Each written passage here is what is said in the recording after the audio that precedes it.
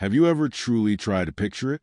A stoic Russian soldier, his face weathered by hardship, singing the melody of Anik, with tears welling unashamedly in his eyes, in a small, dimly lit karaoke bar, somewhere in the vast, sprawling city of Moscow. It sounds unbelievable, doesn't it? Like a scene from a movie that stretches reality too far. But that night, it truly happened. In the absolute dead center of a freezing, biting Russian winter, something took place that no one could have possibly expected.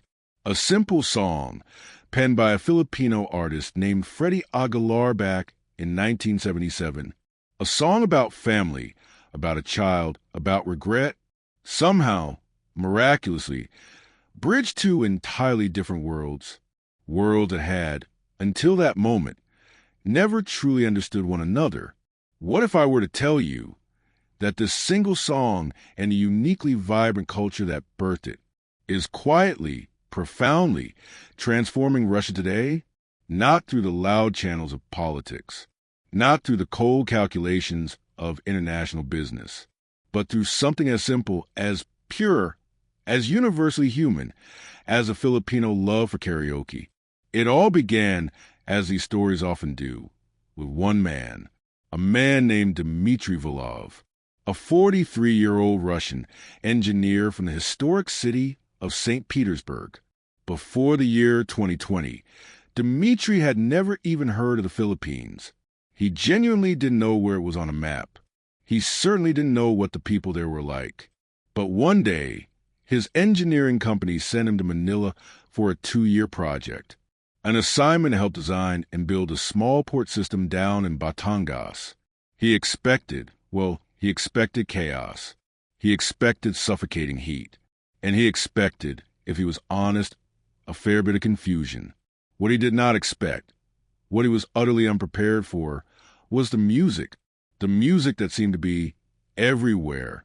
When he first arrived in Manila, Dmitry was immediately struck by how Filipinos seemed to sing constantly, even while they were in the middle of working. He saw construction workers belting out tunes while lifting heavy cement bags. He heard cooks in small carinderias singing ballads while frying eggs. He saw jeepney drivers humming intricate melodies through gridlocked traffic jams. It completely puzzled him. In his homeland, in Russia, people simply didn't sing in public like that, unless, perhaps, they were thoroughly drunk or celebrating something truly massive, like a wedding or a major holiday. But here, in the Philippines, music felt different. It felt like breathing, essential, effortless, constant. One hot Friday evening, after a very long, grueling day at the port site, his new Filipino colleagues invited him out for a karaoke night. He hesitated. The very word, karaoke, sounded childish to him, perhaps even profoundly silly. But, mostly out of politeness, he went along. The place was small. It was colorful. It was wonderfully crowded, buzzing with laughter. There were plastic tables, bright, flickering lights, and a tiny, almost comical stage in the corner. And on that tiny stage, a middle-aged Filipino man was singing My Way. Not just singing it, he was living it, with such raw, unfiltered emotion that the entire noisy room went completely silent for a moment. That was the very first time Dmitry felt something fundamental shift deep inside of him. They sing like they mean it. He later typed in a message to his wife, back in Russia. It's not about talent. It's about heart. And then, inevitably, someone handed him the microphone. The room erupted in cheers. They chanted his name. And before he even knew what was happening, he was standing there, blushing, reading unfamiliar English lyrics off a glowing, pixelated screen. He stumbled. He laughed at himself. He kept going. And when he finally finished, people clapped. Not the polite, reserved applause he was used to, but a genuine, loud, enthusiastic roar. For the first time in a very long while, Dmitry, the quiet engineer, felt truly seen. That night didn't just end with the music. It ended with a powerful, unexpected connection. He stayed until midnight, talking for hours to people he had just met, laughing over shared stories about life, about family, about faith. One of the locals, a jeepney driver named Noel, told him something that night that Dmitry Vlad would never, ever forget. Noel leaned in and said, "Boss, in the Philippines, singing isn't just for fun. It's how we stay alive. Even when life is hard, especially when life is hard, we sing." That single sentence, "It's how we stay alive," haunted him. It echoed in his mind for weeks. Back in Russia, people didn't sing to survive. They drank, they complained, they stoically endured. But they rarely, if ever, celebrated life in such simple, joyful, public ways. Dmitry couldn't stop thinking about it. How could these people, living in conditions far more difficult than many Russians could even imagine, how could they seem so much happier, so much freer, so much lighter? When the global pandemic hit and his port project was suddenly cut short, he returned to Russia with 2 large suitcases and one very unexpected souvenir, a second-hand, beat-up karaoke machine he had bought in a shop in Makati. It was old, it was clunky, but it worked. He didn't realize it then, carrying a heavy box through the airport, but that little clunky machine was about to spark something far, far bigger than he could ever possibly imagine. During those long, isolating, fear-filled months of lockdown in Russia, Dmitry began using that karaoke machine to entertain his family. His teenage daughter sang Taylor Swift. His wife sang old, melancholy Russian love songs. And Dmitry himself, he began the difficult task of learning the Tagalog songs that were still stored in the device's memory. The very first one he managed to memorize was Bakit Nayon Kalang. He couldn't pronounce half the words correctly, but somehow the melody had just made sense to him. It felt human. His neighbors, stuck in their own apartments, began hearing the music through the walls. Some of them laughed at first. What is Vulov doing in there? But then curiosity took over. Soon they joined in, first one, then another, bringing snacks and drinks. Every Saturday, a small, bundled-up group gathered in Dmitry's garage. What had started as a simple private family pastime slowly turned into something that looked exactly like a Filipino barkada, group of friends party, but happening in the freezing cold of the Russian suburbs. That is when the fever truly began. Dmitry, just for fun, posted a short video of one of those nights on social media. It showed him and his friends, arms around each other's shoulders, singing Anik, with homemade Russian subtitles typed at the bottom. The video went viral. People across Russia couldn't believe it. Russians, singing Filipino songs, crying, hugging, laughing. This is what we've been missing. One heartfelt comment read, "Real joy." But for Dmitry, it was never about going viral. It was about finding something sacred, something he had clearly seen in the faces of the Filipinos he'd met in Batangas, that incredible, resilient ability to turn their pain into a song, to turn loneliness into shared laughter, to turn daily struggle into a steady rhythm. He told a Russian news station much later, "When I was in the Philippines, I learned that music doesn't need a translation." He paused and added, "Filipinos taught me that joy isn't about having everything. It's about finding something, anything to sing for." That single, honest interview sparked a brand new movement all across Russian cities. Karaoke bars in Moscow and beyond started adding Filipino songs to their digital playlists. Tagalog words began popping up on Russian TikTok videos. Even mainstream radio stations started playing Russian-language covers of Anik Bakit Pa and Dahil Sayo. And if you think that's just a passing fad, a temporary trend, wait until you hear what happened next.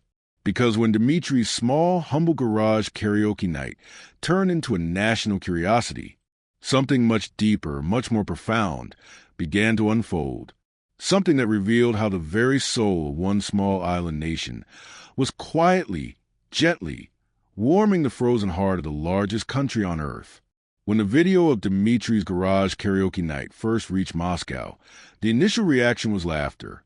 People thought it had to be a joke. A middle-aged Russian man singing a sentimental Tagalog song about family and regret. It sounded utterly absurd, almost like a parody. But the laughter started to fade when they watched it more closely. There was just something disarming about it, something undeniably real. You could see the raw emotion in Dimitri's voice. You could see the way he stumbled over foreign words, but didn't stop.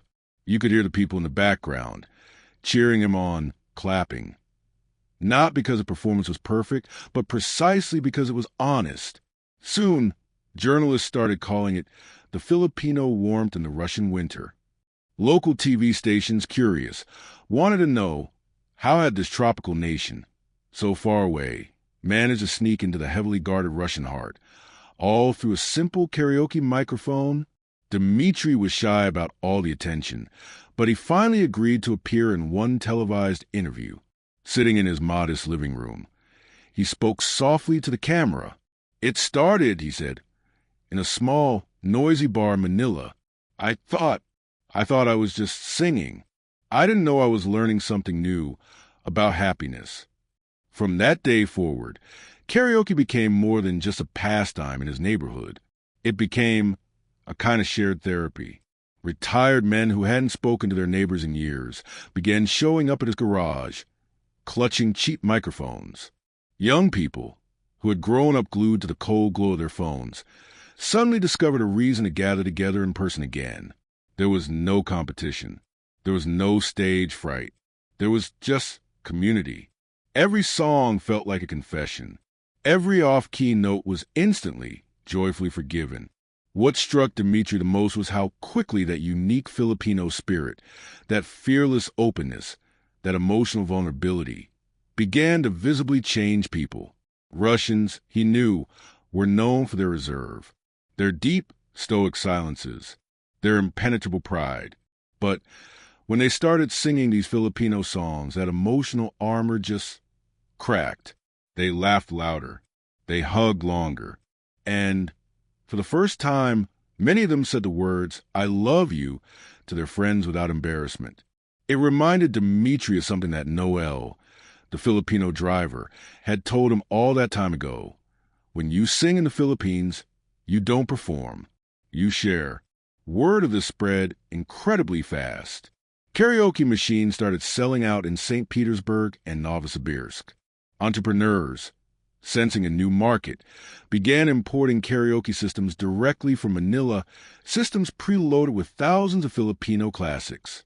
Bars began to rebrand themselves with tropical themes. Bamboo walls, Halo Halo on the menu, and Tagalog lyrics flashing brightly on giant screens. One club in Moscow even changed its name to Bayanahan Nights, after a Tagalog word Dimitri had once heard in Batangas, a word that meant unity and community spirit.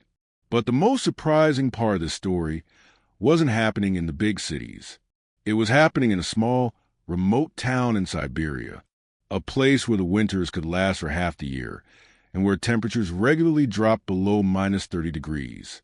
There, a young school teacher named Irina Petrovna saw Dimitri's video online.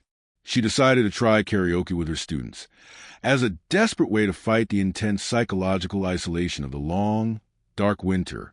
She downloaded a few Filipino songs, printed out the lyrics phonetically in Russian, and told her students they would sing together once a week after class. The very first song she chose was Tuloy Pa Rin, a Tagalog tune about moving forward, about persevering despite all hardship. At first, just as you'd expect, the students laughed at the strange-sounding words and the upbeat, tropical melody. But then, something happened. The chorus, that hopeful, steady, driving rhythm, it began to stick.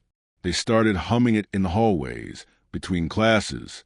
When Irina asked them why they liked it so much, one quiet, shy boy said, "Because it sounds like sunshine." Within a single month, the entire school was singing it. Parents started joining in. The local radio station even featured them in a small, heartwarming segment they called Warm Song for Cold Hearts. It became an annual event, a winter concert made up entirely of Filipino music. And then the Philippine embassy in Moscow heard about it. They reached out to both Dmitry and to Irina, inviting them to participate in a special cultural exchange program. For the very first time, Filipino and Russian singers shared one stage, not as competitors, but as humble storytellers. They sang in it together as a duet in both Tagalog and Russian, alternating the verses. When the final, poignant note of the song ended, many in the audience simply stood up in stunned silence before finally, explosively applauding. Some, both Russian and Filipino, were openly crying. It wasn't just about music anymore. It was about understanding. That night, Dmitry realized something even deeper. Karaoke wasn't just an activity. It was a mirror, a reflection of how different cultures choose to deal with life. In the Philippines, he had seen it as a powerful form of resilience, a defiant way of turning pain into celebration. In Russia, he now saw it becoming a vital bridge, a pathway between cold solitude and warm connection. After the concert, an elderly Russian woman, her eyes still wet with tears, approached him. She held his hands tightly in hers and said, "When I sing those Filipino songs, I remember how to smile again." Dmitry didn't know what to say.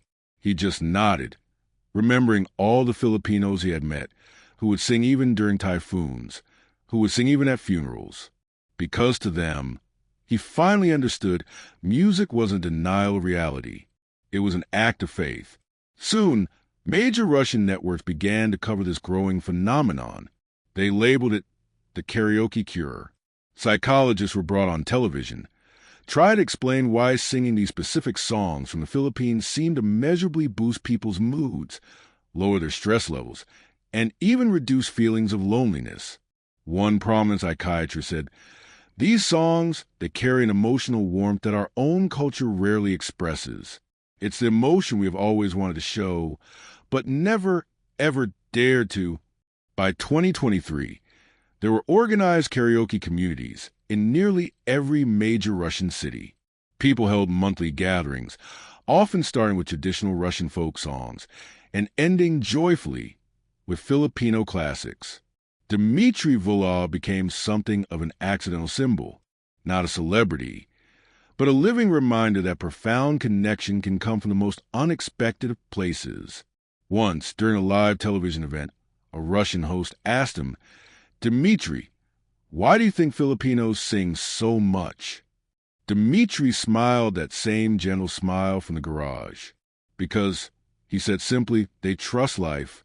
That answer, it stayed with people. Newspapers printed it. Bloggers quoted it. It became the unofficial, unspoken slogan of this entire grassroots movement. Even when it hurts, sing anyway. Meanwhile, back in Manila, a small but growing group of Filipinos started noticing these strange, heartwarming videos coming from Russia. They saw their beloved songs being sung in thick, heavy Russian accents by people bundled in heavy winter coats, smiling and laughing underneath falling snowflakes. It touched them deeply. "Look at them," one Filipino commenter wrote.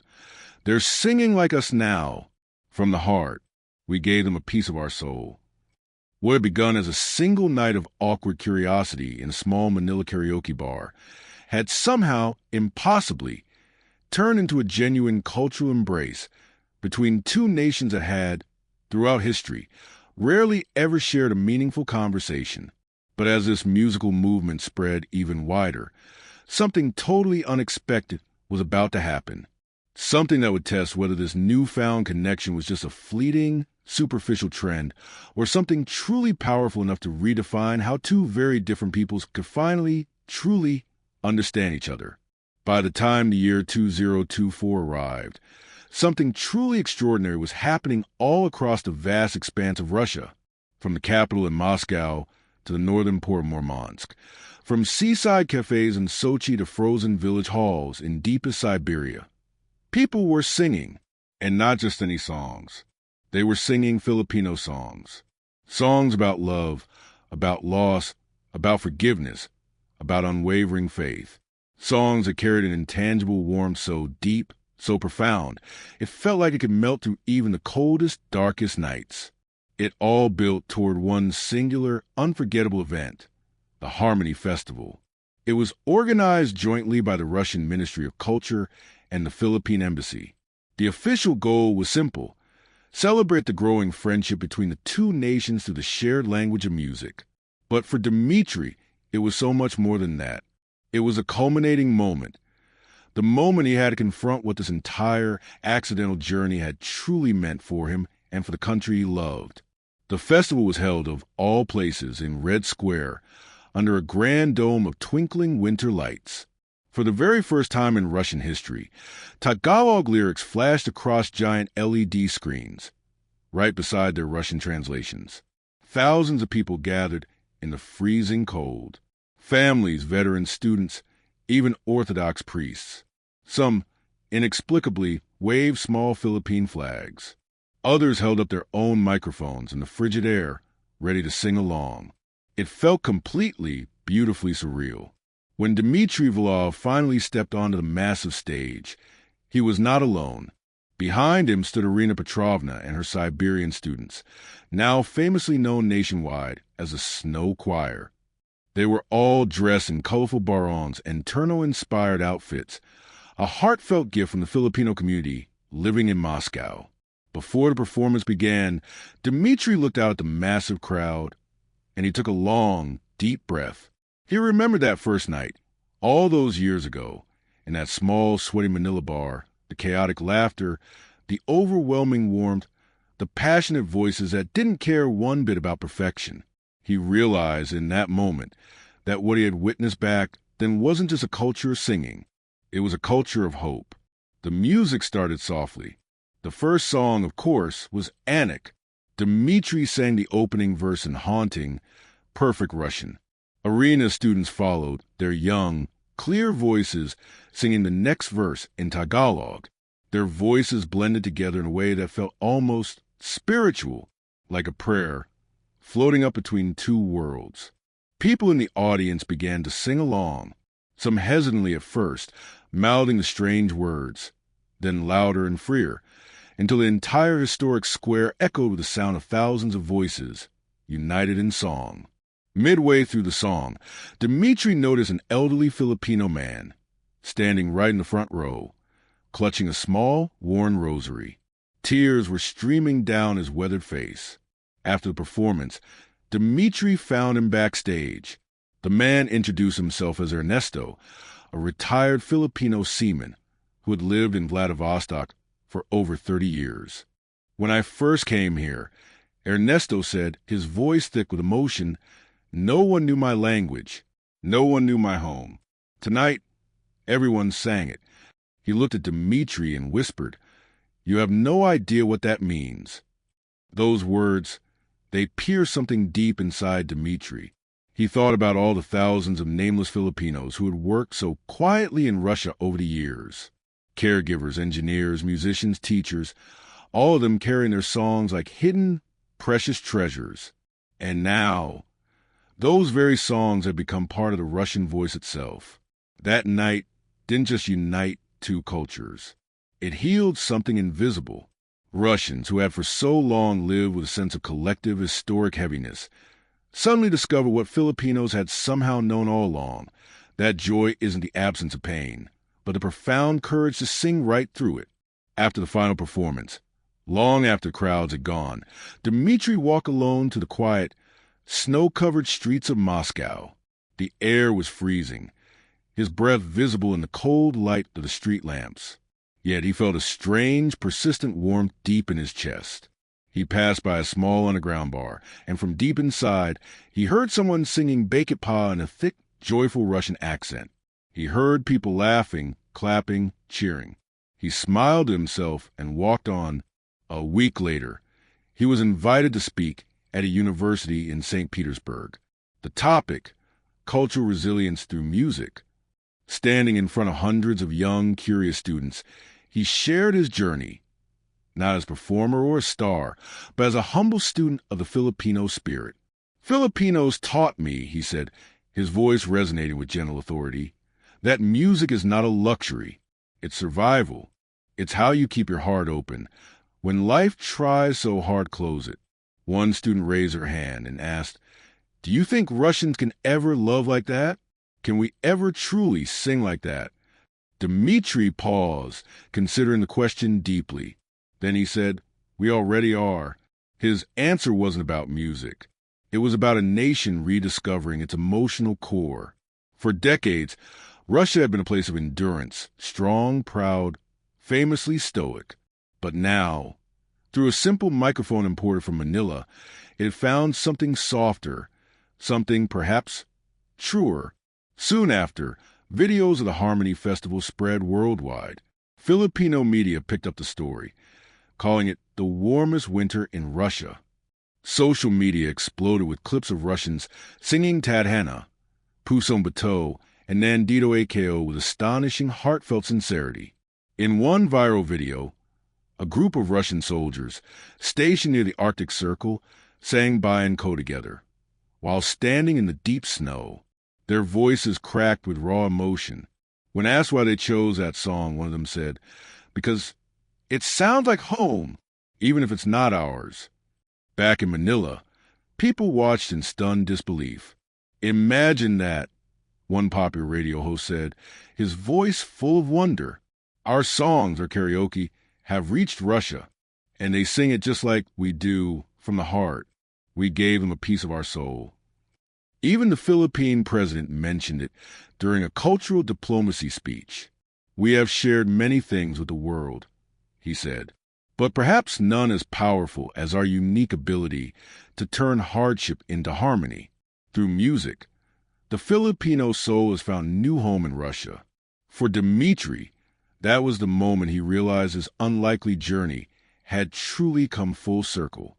What had begun as a single, awkward, polite karaoke night had somehow blossomed into a genuine cultural movement, one that reminded him of something deeply universal, that no matter where we come from, what language we speak, or what God we worship, we all share the same fundamental human longing to be heard, to belong, and to feel joy despite the storms.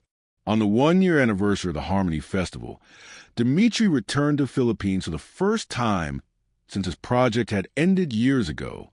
He visited that very same karaoke bar in Batangas, the one where it had all begun. It hadn't changed much. Still small, still wonderfully noisy, still packed and full of life. When his turn came, he chose a song he had once completely butchered in broken English, "My Way."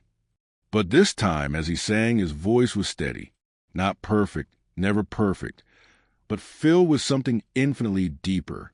The locals clapped, smiling and cheering at the familiar sight of this tall Russian man who sang just like one of them. After the song, the bartender, the very same man from all those years ago, leaned over the counter and said, "You sing much better now, boss." Dmitri laughed. "I learned from the best," he replied. But as he looked around that small, crowded room, filled with strangers who somehow felt like family, he understood something he hadn't truly grasped before. The real gift wasn't the music itself. It was the humanity that came with it.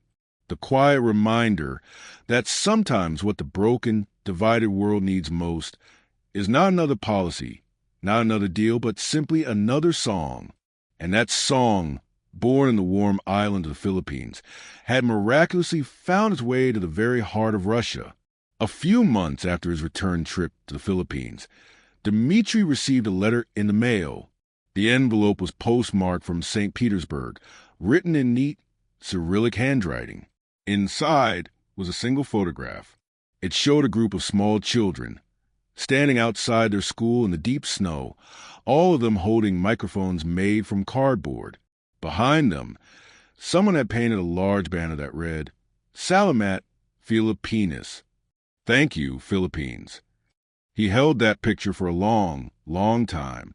In their bright, joyful smiles, he saw something achingly familiar, that very same unconquerable joy he had first seen all those years ago in the faces of Filipinos singing under the warm Manila night. Except now, that same joy was reflected back at him, thousands of miles away, in the absolute middle of a Russian winter. He realized then that the story wasn't his anymore. It belonged to everyone who had ever picked up a microphone, afraid but willing, to everyone who had ever sung just to feel alive, to everyone who had ever believed that a simple song could somehow heal what mere words could not. When Dmitri returned to Russia later that year, he noticed how much had truly changed. On a quiet Sunday morning, as he walked through his own city, he passed a small cafe with new bamboo decorations. Inside, a young Russian couple was singing Forevermore. Two elderly women were sitting nearby, clapping along. Outside, snow was falling, but the windows of the cafe were fogged with warmth. It was subtle, but it was everywhere. The Filipino influence wasn't loud or political. It didn't need to be. It had seeped gently, like warmth in the fabric of daily life, into shared laughter, into spontaneous song, into very rhythm of ordinary, everyday moments. And in a country long known for its history of endurance, that small, simple dose of joy had become nothing short of revolutionary. Dmitri began writing about it. He called his collection of essays The Warmth from the Islands. They weren't about music, per se, but about the deep, emotional shift he had personally witnessed, how this simple act of shared singing had somehow made people kinder, how it had reawakened a dormant empathy. His words began to spread, translated into blogs, quoted in interviews, and one particular line became especially famous. The Filipinos didn't just give us songs. They reminded us that the soul survives best when it sings. Across the vastness of Russia, more and more communities joined the wave. Churches began hosting karaoke nights as a new, joyful form of fellowship. Hospitals started using karaoke therapy to lift the spirits of their patients. Even some prisons adopted it as a novel rehabilitation program. Psychologists called it the Filipino effect, the astounding ability of shared music to create a sense of true belonging where there was once only profound isolation. But for Dmitri, the true, irrefutable proof of that deep transformation came quietly, unexpectedly, one evening. He was visiting a small orphanage near Kazan, where volunteers now organized karaoke sessions for children who had lost their families. The very first song the children chose wasn't a Russian tune. It was Tuloy Parin. When they sang, Dmitri noticed one little boy, about 7 years old, singing louder than anyone else, smiling so wide, his eyes nearly disappeared. Afterward, Dmitri quietly asked the caretaker about him. The woman said, "He doesn't talk much. He is very quiet. But when he sings that song, he laughs. He says it makes him feel brave." That one word, brave, stayed with Dmitri all night.